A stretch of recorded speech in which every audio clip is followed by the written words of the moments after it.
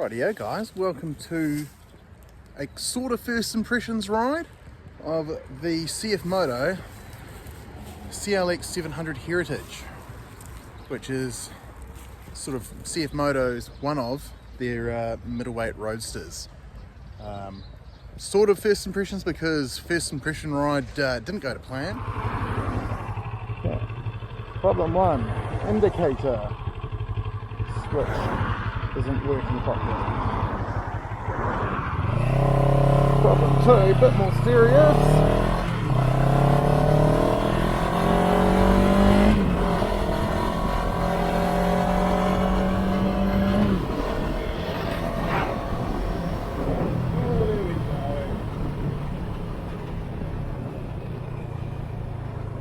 Back into them.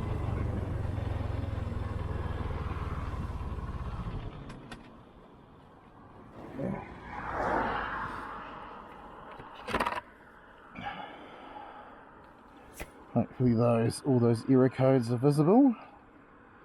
The bike actually threw some error codes and yeah, it was a right pain. All because of this electronic throttle and this switch, well, plug right here, which I don't know if I actually showed you that, but this little plug here was pulled slightly out after the bike had been transported down to me. It caused all manner of problems, but luckily the guys at the local CFMOTO dealership, which is Hamilton Motorcycle Centre, they were brilliant. They showed up, I called them up, within an hour and a half. There was a trailer outside my house. They picked the bike up, took it to their workshop, and less than 4 hours total, the bike was back in perfect running order.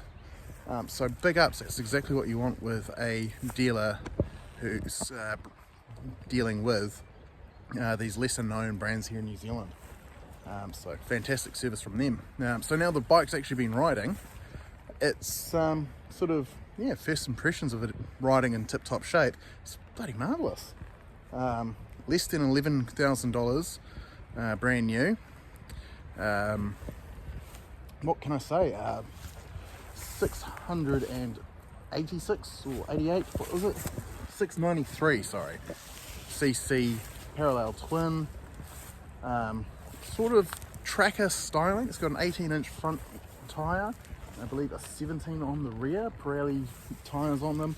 Looks very flat track and looks quite truck. What else? Packed with features. So you've got adjustable suspension at both ends on a sub $11,000 bike. That's quite brilliant. Rather cool exhaust outlet. It kind of reminds me of the old Super Trap exhausts you used to see people chucking on old Hondas. The brakes are fantastic. The Spanish J1 brakes. I was using only one finger on that front, and the stopping power and the feel is brilliant. You can ride this bike quite quickly. The seat's quite comfy, and that's saying something from me at the moment because I've got a broken tailbone, which makes riding most stuff agony.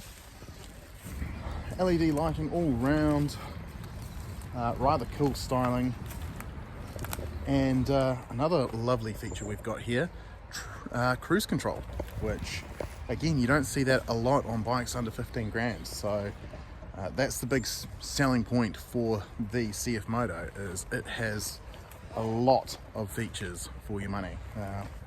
Definitely they're the value packed range, bang for buck. They also have a deal with KTM, so they have an adventure bike that's just come out, the 800 MT or MT800, which uses a 790 Duke engine, has about 95 horsepower, and looks really attractive, to be honest. So, riding this bike, in terms of fun factor, it's quite up there. Bike really comes alive quite high in the RPM range. It's got two rider modes, Eco and Sport, and at about 6,500 RPM is when it really sort of starts to hum along. Gets a bit of boogie in it. Red line, let's have a gander at the red line. So, old school LCD dash there. Red line is 8,000 RPM, so you got 1,500 RPM where it's really sort of getting a move on. Gear indicator, tells you all the stuff you want to know, and yeah, it's pretty clear. the way the tachometer shows maybe could be a little bit clearer, but again, this is quite a budget bike. And again, just it's got so many features that sort of make you forgive it. Very fully adjustable levers, both the clutch and brake lever are span adjustable. Fit and finish, this is always where people tend to get really picky with these Chinese made bikes. Actual fit and finish is really good. Literally the only thing I found that I don't like is this sticker here, and on both sides it's got a little bit of bubbling there, which must mean whoever was putting the stickers on that day must have been a trainee or something. But literally that is the only thing I can find on this bike that sort of screams budget, or that it's not like that premium finish, which is a lot. So yeah, in terms of fun factor, it's quite fun to ride. I've just done a quick loop around Lake Carapiro, and I have RSync. Like I said, it likes to be revved to really make the most of its engine.